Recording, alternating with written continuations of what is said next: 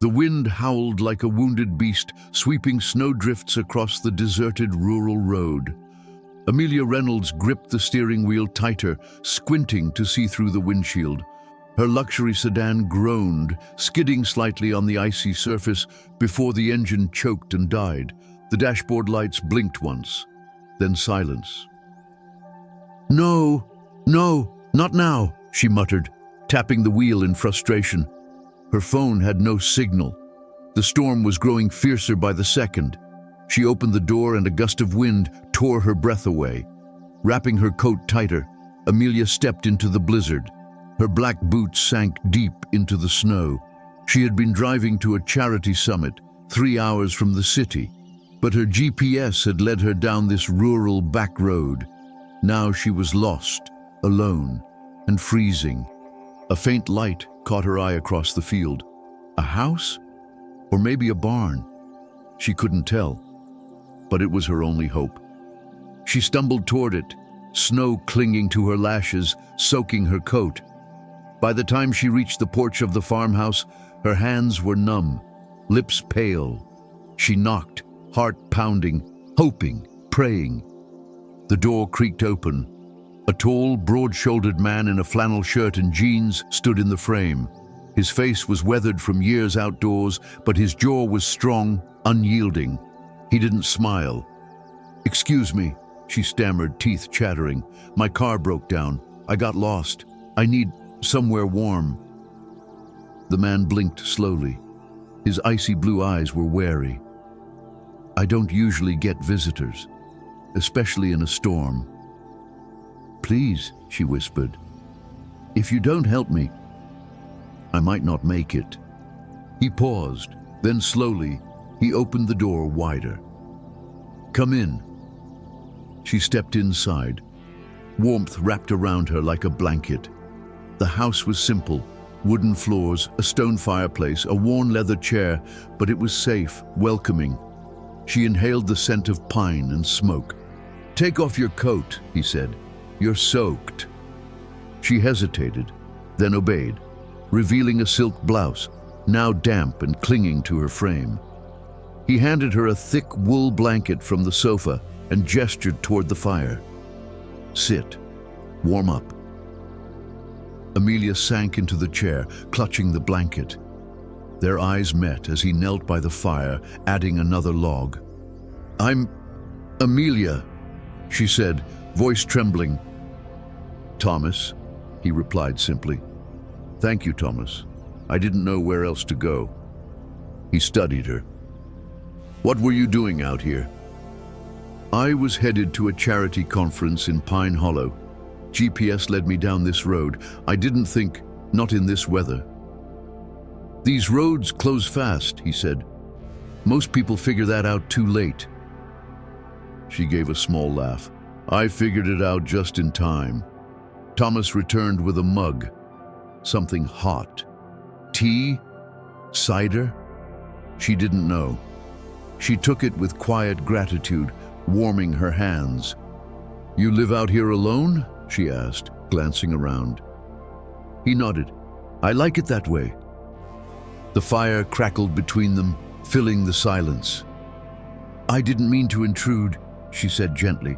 "I just didn't want to die in a snowbank." His eyes flicked to hers. For the first time, a flicker of something else appeared there. Not suspicion, not caution, something warmer. "No one should be left out there alone," he said. She exhaled slowly, letting herself relax just a little. Later, Thomas brought her dry clothes, an old sweater and flannel pants, too big but warm. She changed in the bathroom, leaving her designer outfit in a heap. When she returned, he had prepared a simple dinner, soup and toasted bread. She ate quietly, grateful. "I'll set up the guest room," he said. "You'll be safe here tonight." Amelia looked at him, really looked. There was something in the way he stood, closed off, burdened, like a man who'd carried something heavy for too long. "Thank you," she said softly. He nodded and left the room. Alone by the fire, she stared into the flames. It all felt unreal. Hours ago, she had been a powerful CEO on her way to another speech, another polished smile. Now she was a lost stranger, wrapped in a borrowed blanket, sitting in the quiet heart of nowhere. And yet, she felt a strange peace. Out in the hall, Thomas stood, watching her silhouette from afar. She looked so out of place, too polished for this world of wood and ash, but somehow it suited her. Or maybe there was a stillness in her gaze that matched his own. The storm raged outside. Inside, two worlds had collided, wealth and solitude, ambition and quiet. Silently and without warning, something had begun. They didn't know it yet, but the storm outside was nothing compared to the one about to stir in their hearts. If you've ever found yourself lost, on a road, in a life, or just inside your own silence, keep listening. This story might just find you. The next morning, the wind had quieted, but the world was still blanketed in snow. Heavy drifts pressed against the windows, icicles hung like glass daggers from the eaves. The house was silent, except for the occasional creak of wood adjusting to the cold. Thomas stirred water over the wood-burning stove in the barn. His movements were practiced, deliberate. He explained that the main house was under partial renovation. Roof problems had made the upper rooms unlivable this season. The barn, though, was insulated, warm, and clean. Its loft had been converted into emergency living space, though it was rarely used. Amelia stood quietly at the open stall door, watching the steam rise. She wore the oversized clothes he'd given her, flannel and fleece, nothing like what she'd arrived in. The designer winter coat and heels now felt like props from another life. Her neatly pinned hair had unraveled into soft waves framing her face. Thomas silently handed her a mug. She accepted it with a nod of thanks. "The storm's dying down," she said after a moment. "The roads might be clear by tomorrow. I'll be able to leave." She wasn't sure if it was a statement or a question. Thomas glanced back at her. "If you want to." Silence settled again, broken only by the horses snorting and the rustle of hay. Amelia took a sip of the tea. It was strong, earthy, not at all like the imported blends she usually drank, but strangely soothing. "I've never slept in a barn before," she said, trying to ease the tension. "I figured." He looked around. "It's cozy, in a country kind of way." Thomas smirked slightly, but didn't comment further. They stood there, two people from different worlds, connected by snow and circumstance. The warmth from the small stove slowly spread through the space, wrapping the barn in a hush that made Amelia feel restless. She crossed her arms. "You live here completely alone?" "Yes." "No wife? No family?" She hesitated. "By choice?" Thomas leaned against the stall door, folding his arms. "Some people build, some disappear. I guess I did a bit of both." Amelia tilted her head. "That's cryptic," he shrugged. "You're not the only one with a story."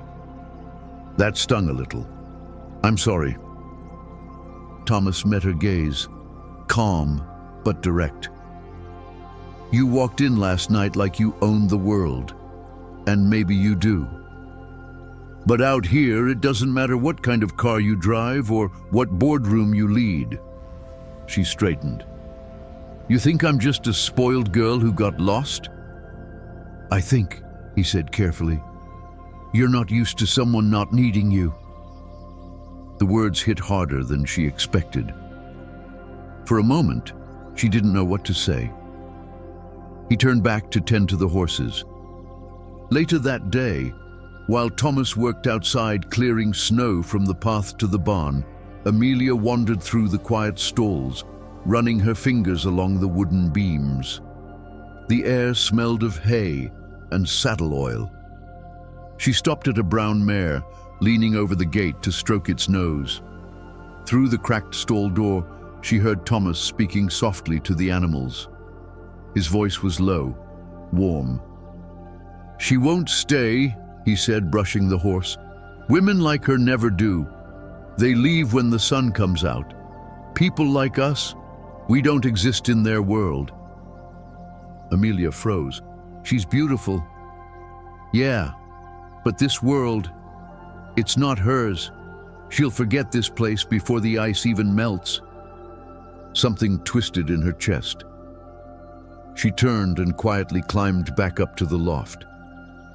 That night she couldn't sleep. The barn was warm, the blankets thick, but her thoughts spiraled around what she'd overheard. She didn't understand why it hurt so much. Maybe because she didn't want to be that woman, the one who left and forgot. Maybe because, for the first time in a long time, someone had really seen her, not the shine, not the power, but something true, fragile inside.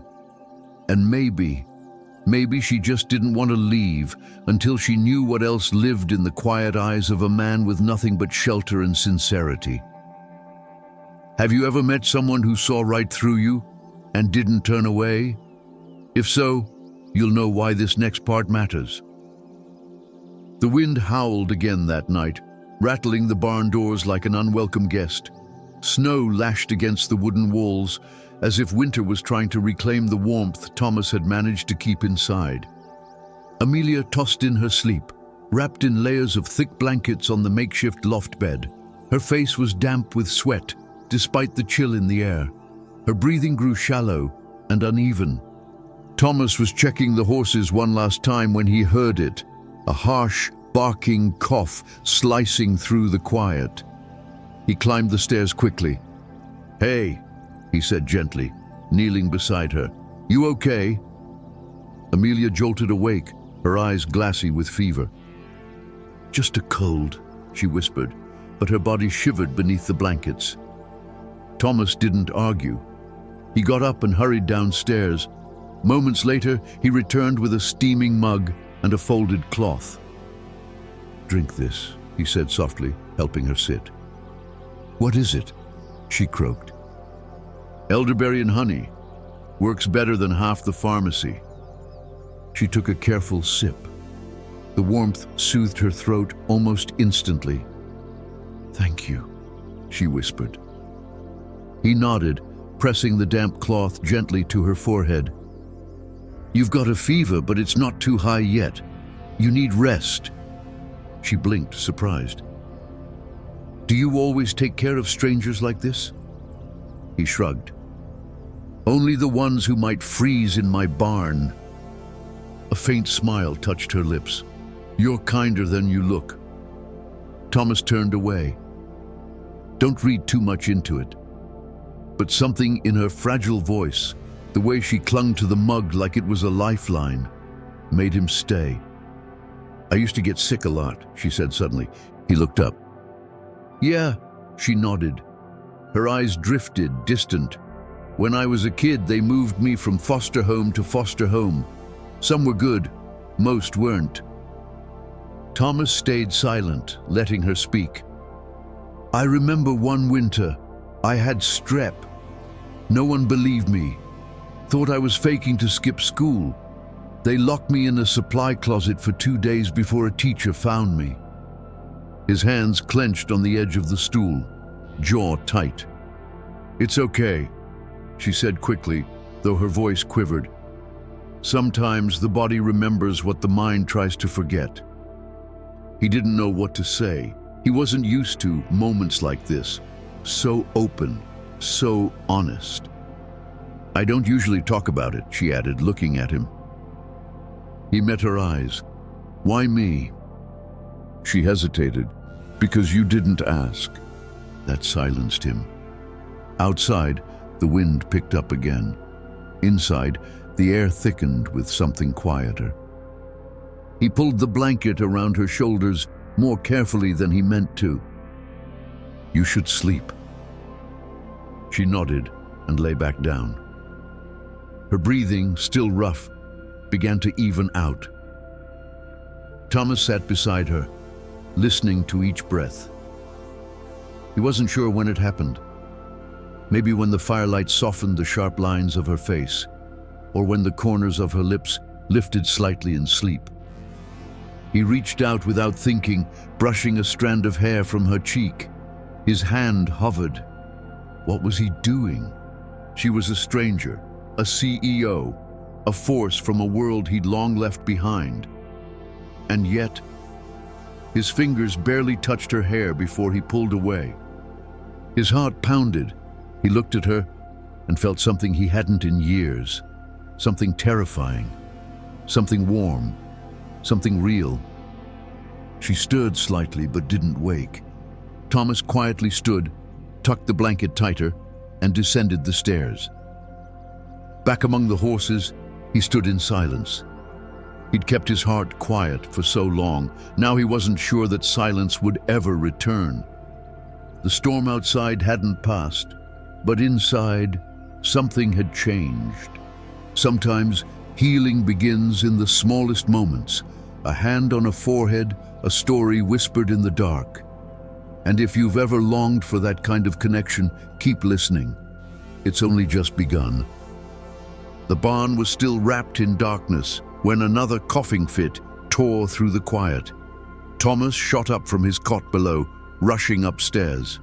Amelia was sitting upright, trembling under the thick blankets. One hand clutched her chest as the cough racked her body. Her face was flushed, her eyes watery. She looked like someone fighting for each breath. "Hey," Thomas said softly but urgently, climbing the final step. "You've got a fever." "I'll be okay," she rasped, voice dry and cracked. "No, you won't," he said, kneeling beside her again with the worn thermos and a folded cloth. "Don't talk." He gently placed the thermos in her hands. "Drink." The liquid was hot, herbal, bitter, but calming. Amelia obeyed, too exhausted to argue. "What is it?" she whispered. "Pine needle and mint. Knocks the fever down. Tastes like a forest," he smirked. She grimaced. "It does." Thomas chuckled, a dry, reluctant sound. He dipped the cloth into cool water and pressed it to her forehead. She flinched at first, but his touch was gentle, reverent almost. Amelia leaned back, closing her eyes. "Thank you," she murmured. "You're sick," he replied simply. "I noticed." They sat in silence. The wind shrieked outside, but inside the barn there was warmth, a cocoon, and something unspoken. "Have you ever been this sick?" she asked suddenly, eyes still shut. Thomas stared at his hands. "Once or twice, when I was younger." She turned her head slightly toward him. "Were you alone?" A pause. "Yes," he said at last, "most of the time." Amelia nodded faintly. "Me too." He looked at her. Her eyes opened again, glassy from the fever but filled with something sharp. Vulnerability. "I've never told anyone this," she began softly. "I was in the foster system from age 5, moved from place to place like a package nobody wanted." Thomas stayed quiet, listening. "I used to sleep in my shoes in case they moved me at night. Learned to hide food under my pillow, because some places gave it out like punishment. School was just a break between survival." The words came slow but steady, like she'd carried them inside for years. "There was one woman, Miss Carla. She let me stay in the library after school. Never asked questions, just let me be. I think, in 100 little ways, she saved my life." Thomas swallowed hard, his throat dry. "Sounds like someone who saw you." "She did," Amelia whispered. "The first person who didn't look at me like I was a problem." A long silence followed, not of distance, but of understanding. "You don't seem like someone who let that past define her," Thomas said finally. Amelia gave a tired smile. "I couldn't afford to. If I did, I wouldn't have survived." You did more than survive." Her eyes glistened. "And yet here I am, shivering in a barn, drinking forest water." He smiled again, softer this time. She coughed, wincing. "I guess I'm still human after all." "You always were." His voice was so quiet, she barely heard it. She blinked, surprised. Thomas stood to adjust the blanket on her shoulders. She looked so small, suddenly. Not powerful, just real. "Try to sleep," he said. She nodded, closing her eyes. He lingered a moment, then turned to leave, but stopped. His hand hovered above her brow, then her hair. A loose strand had fallen across her temple. Without thinking, he brushed it back. Something shifted inside him. He looked at her sleeping face. The tension had softened. The corners of her mouth relaxed. There was something painfully strong and heartbreakingly fragile about her. Like two old wounds had recognized each other and begun to heal. He'd never believed in fate, but now he wasn't so sure. Thomas quietly descended the stairs, heart pounding, thoughts louder than the storm. Above, Amelia slept on, but something between them had awakened, and neither of them would be the same again. Have you ever realized someone had touched your life only after they left the room? If you know that ache, this story is speaking to you. Don't stop now. Morning broke clear for the first time in days. Sunlight filtered through the barn windows, dancing over dust and hay. The storm had passed, leaving behind a world wrapped in untouched snow. Amelia stood outside the barn, clutching her phone to her ear. Her jaw was tight, voice sharp with tension. "Yes, I know the board is waiting," she said. "Tell them I'll land by noon. Just stall them a little longer. I'm already on my way." She ended the call. Her breath fogged in the cold morning air.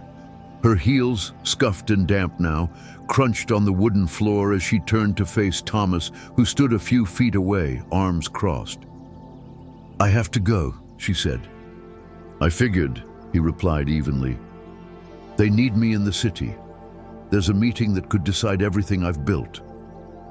Thomas nodded. "Of course. People like you have things to do." She flinched, not at the words, but at the way he said them, like he was trying to sound indifferent. "Thomas," she began, taking a step closer. "You don't have to—" "Stay," he interrupted, looking past her. "This place isn't for people like you." She studied his face. "What if I want to stay?" He gave a quiet, bitter laugh. "Then you'd lose everything. Your name, your world. For what? A few quiet mornings in a barn." Amelia's heart ached. "You don't understand," she whispered. "If I stay, I lose everything." Thomas finally looked at her. His eyes were wounded, unguarded. "No," he said softly. "I understand exactly. That's why you have to go." Outside, the repaired car engine rumbled to life. Amelia stood still for a moment, then nodded. She turned and walked slowly toward the barn doors. But just before reaching them, she stopped, turned. Her eyes shimmered with something she couldn't suppress. In 2 quick steps, she crossed the space between them and threw her arms around him. "I don't know why it hurts so much," she whispered into his shoulder. "But it does." Thomas hesitated, then wrapped his arms around her, fierce and wordless. She pulled back, just enough to look at him. And in that gaze, something unspoken passed between them, something neither had dared to say. She leaned in, and they kissed. It wasn't fiery or desperate. It was slow, quiet, full of all the words they didn't know how to speak. It was a goodbye wrapped in hope, a promise never made, a future neither had asked for. When they parted, she stayed for a moment, pressing her forehead to his. "Take care of the horses," she whispered. Thomas smiled gently. "Always." And then she was gone. The barn door creaked shut behind her. Cold rushed in for a heartbeat, then silence returned. Thomas stood still, fists clenched at his sides. He didn't move until he heard the sound of her car pulling away, tires crunching over snow, fading into the distance. When he finally sat down, it was in the very chair she'd curled into 2 nights ago. He closed his eyes and leaned back against the wall, exhaling slowly. The barn had never felt so empty. But it wasn't just the cold he felt now. It was absence. It was love, real and unexpected, recognized too late. If you've ever let someone go, believing it was what they needed, and then wondered if it was what you needed too, this story is for you, and there's more. City rhythm returned to Amelia like an old, unwelcome song. As her personal car pulled up to the mirrored skyscraper, assistants swarmed, updating schedules, handing off crisis briefings, offering coffee that no longer had a taste. Her heels echoed off the marble floor as she stepped into the conference room. The board was already seated, cold faces, calculated smiles. "We're glad you could join us," one senior partner said curtly. Another glanced at his tablet. "The media noticed your absence at the charity summit. Investors have been calling since dawn." Amelia sat down, folding her hands on the table. She opened her laptop, but her fingers trembled. Another voice chimed in, sharp. "Rumor has it, you disappeared into the countryside during one of our most critical weeks." Her lips pressed into a line. "There was a snowstorm. I got stuck." "But you were unreachable," another cut in. "In this business, perception is currency. No one knows that better than you." She stared at the glowing screen in front of her. None of it felt real anymore. When the meeting ended, she returned to her office. Its glass walls shielded her from the sprawling cityscape. The city stretched forever, shimmering like ambition itself, but it no longer dazzled her. She sank into her leather chair, removed her earrings, and opened the side drawer for a mint. Her fingers brushed something soft, folded flannel. She pulled it out slowly. Thomas's handkerchief, the one he'd wrapped around her wrist that night in the barn. She'd forgotten it was in her coat pocket. She'd never thrown it away. Her breath hitched, and suddenly, without warning, the tears came. Silent, they soaked her designer blouse, her perfect hair, her practiced image. She turned her chair from the skyline and pressed the handkerchief to her chest. "I'm a millionaire CEO," she whispered through the tears. "I have everything. But I've never felt so empty." That night, she stayed late, long after the building lights dimmed. She didn't answer emails. She ignored calls. She just sat in the silence, feeling everything she'd avoided for too long. The next morning, her assistant hesitated in the doorway. "Ma'am, you may want to see this." He handed her the newspaper. There, on the front page, was a photo she knew too well. Familiar eyes, that flannel shirt. Thomas, standing next to the county sheriff, accepting an award. The headline read, "Local farmer honored for heroism during winter storm." She stared at the photo. Her heart clenched. The article detailed how Thomas had provided emergency shelter during the storm, how his quick thinking may have saved lives along that rural stretch. It mentioned that he lived quietly, asked for nothing. She traced the photo with her finger. He had saved more than her life. He had saved her soul, and she left. She set the newspaper down and stood, walked to the window. The skyline wasn't powerful anymore. It was distant, artificial. She had built an empire. She had made a name. But it wasn't enough, because somewhere beneath snow-covered hills, she'd found something no title could give her. Peace, warmth, love, and she had left it behind. Have you ever had everything you thought you wanted, only to realize the one thing you truly needed was left behind in a place you never expected? If you have, you're not alone. And the story doesn't end here. Gravel crunched under the tires of a black rental car as it slowed to a stop by the wooden fence. The sky was painted in soft shades of amber and lavender. The last golden rays of sunlight lit the field beyond the barn, like a fading memory coming back to life. Amelia shut off the engine. Her hands trembled slightly on the wheel. She had driven for hours. Thomas's handkerchief lay on the passenger seat beside her, a simple square of fabric, but she carried it like a relic, a reminder of something she thought she had lost forever. Her heart pounded. This was foolish, she thought, reckless, emotional. But then she looked up, and there he was. Thomas stood by the fence, hammer in hand, fixing a loose board. His stance was just as she remembered, strong, steady. But when he lifted his eyes and saw her, everything changed. The hammer froze mid-air. His breath caught. Their eyes locked across the field like magnets pulling home after too long apart. Amelia stepped out of the car. The wind tugged at her coat and her hair, but she barely noticed. Her heels crunched gently over the gravel as she walked toward him. She stopped just a few steps away. For a long moment, neither of them spoke. The last time they had stood this close, she had walked away. Now, she had returned. Thomas was the first to break the silence. Slowly, he reached into the pocket of his flannel shirt. He pulled out a handkerchief. Her handkerchief.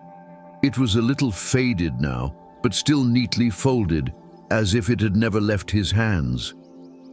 "I believe this belongs to you," he said, holding it out. Amelia's lips trembled. She took it in both hands like he was giving her something irreplaceable. "You kept it?" she asked softly. Thomas looked away, then back at her. "I didn't want to. You couldn't let it go. Me dot." The words hung in the air between them, heavier than silence. "I came back," she said at last. "I came back because I couldn't breathe in that city anymore. I couldn't sleep. I couldn't stand one more board meeting, one more charity gala, one more conversation about stock prices and market forecasts." She looked at him, voice shaking. "I kept telling myself I left because I had to, because my life was too complicated, too public. But the truth is, I was scared." He didn't speak, just let her talk. "I've spent my whole life building walls, protecting myself from pain, from need. But that night in your barn when you looked at me like I mattered, not because of my name or my power, but just because I was human, I realized how tired I was of pretending." Her voice broke. "I don't want to pretend anymore." Thomas's breath hitched. "I thought I was just a chapter in your story," he finally said. "A pause between speeches and interviews. I thought you'd forget me the second the snow melted." "I tried," she whispered. "I really did." His eyes glassed over. "You left that morning, and I stood behind that barn door like a fool, listening to your car disappear. And every day since, I've wondered if I should have asked you to stay." Tears filled her eyes. "You didn't have to," she said. "I never really left. Not here." She touched her heart, took another step forward. "Let them say I'm crazy, that I walked away from my title, my company, my future. I don't care, because I don't want a future that doesn't include you." His breath faltered. "You're serious?" She nodded, tears slipping down her cheeks. "I don't need another deal, another award. I need the man who made me tea at 2 a.m., the man who cared when I was sick, who talked to horses when he couldn't sleep, I need the man from the barn." Thomas reached out and gently touched her cheek. "You're not lost anymore," he said.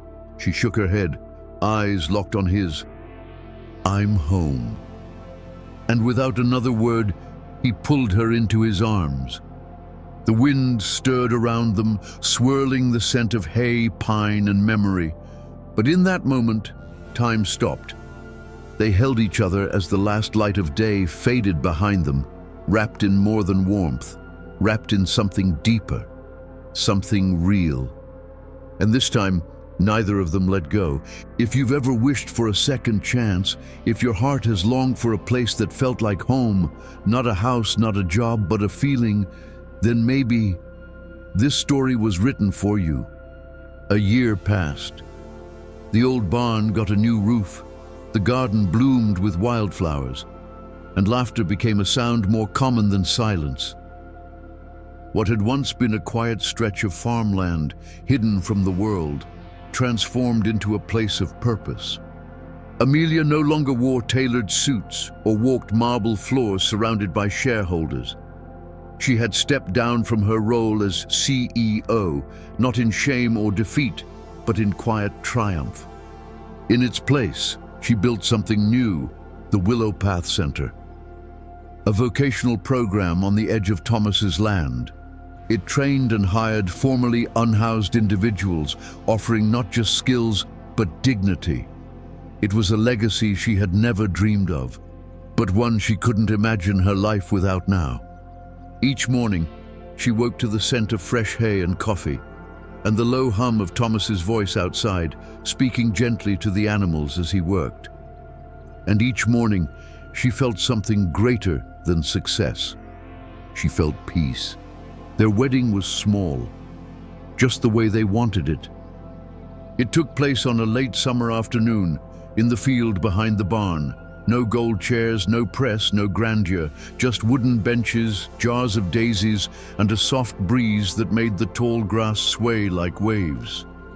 Thomas stood tall and quiet, in a simple linen shirt and suspenders. His hands shook slightly. Beside him stood their youngest rescue horse, a gentle chestnut colt wearing a wreath of leaves and flowers. The ring bearer, though he kept trying to eat the ribbon. When Amelia stepped into the field, the world seemed to still.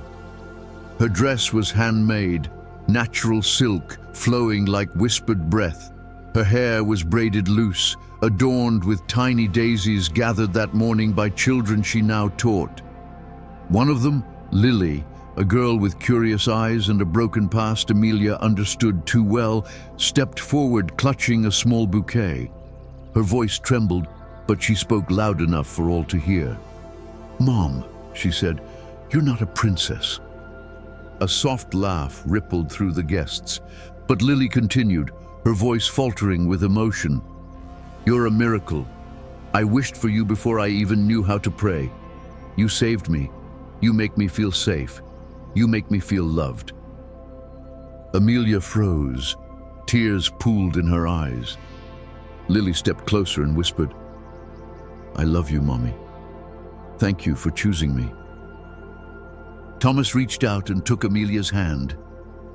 They stood there, tears flowing, holding each other, and the small voice that had just gifted them a treasure beyond all wealth. The ceremony was short, intimate, full of soft vows and knowing glances. When they kissed, it wasn't with fire or fanfare.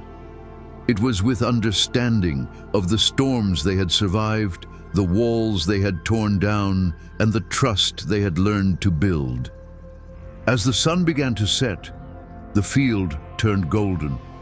Guests gathered under garlands of light, passing plates of food made with love, vegetables from the garden, bread from the neighbor, pies from the town bakery. Music played from a single speaker. Children danced barefoot in the grass. Later, under twilight and stars, Amelia and Thomas stood at the edge of the field holding each other. "You know," Amelia said, her cheek against his chest, "we never had a perfect story." Thomas smiled. "Good. I never wanted perfect. I just wanted real." She looked up at him. "Do you think we're enough?" He brushed a strand of hair from her face. "You and me? We're more than enough.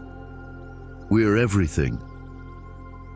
They watched as Lily spun beneath the lights, her laughter rising like a blessing into the night. Behind them, the barn glowed softly.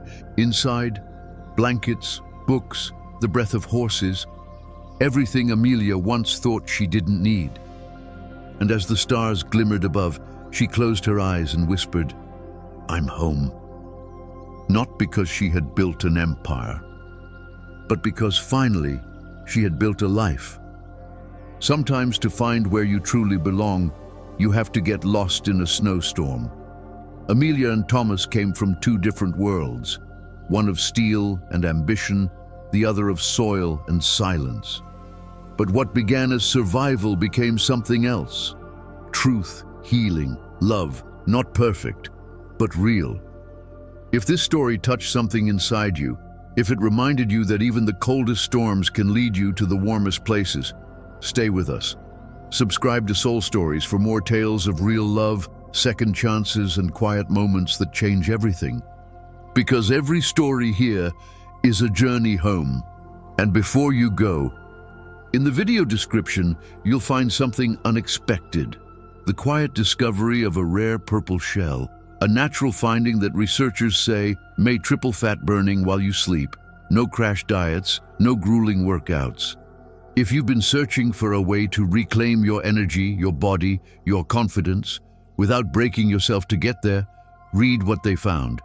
It might be the beginning of your next chapter, one that starts not with control, but with kindness, and it could change everything.